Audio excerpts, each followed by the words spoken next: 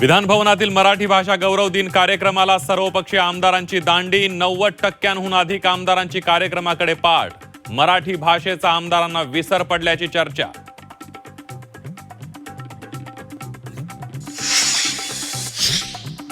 शिखर बँक घोटाळा प्रकरणात अजित पवार आणि सुनेत्रा पवारांना क्लीन चिट. मुंबई उच्च न्यायालयाने आर्थिक गुन्हे शाखेचा क्लोजर रिपोर्ट स्वीकारला.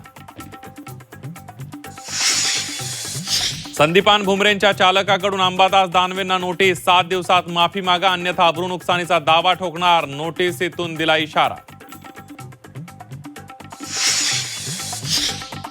बदलापुरात पुन्हा अल्पवयीन विद्यार्थिनीचा विनयभंग. शाळेच्या बसमध्ये चालकाकडून विनयभंग. नराधम चालकाला 3 दिवसांची पोलीस कोठडी.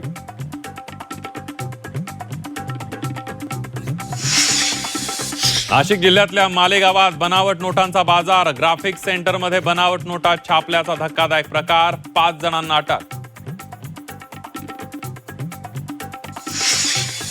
कामकाजपूर्व चर्चेला गैरहजर राहणं. महाराष्ट्र प्रदूषण नियंत्रण मंडळाच्या अधिकाऱ्याला भोवलं. एम देवेंद्र सिंग यांचं अखेर निलंबन. तालिकाध्यक्ष दिलीप लांडे यांच्या आदेशानंतर कारवाई. सीसीआय कडून कापूस खरेदी बंद. विदर्भातल्या लाखो शेतकऱ्यांचा कापूस घरातच पडून खरेदी केंद्र बंद झाल्यानं खुल्या बाजारातील कापसाचे भावही कोसळले.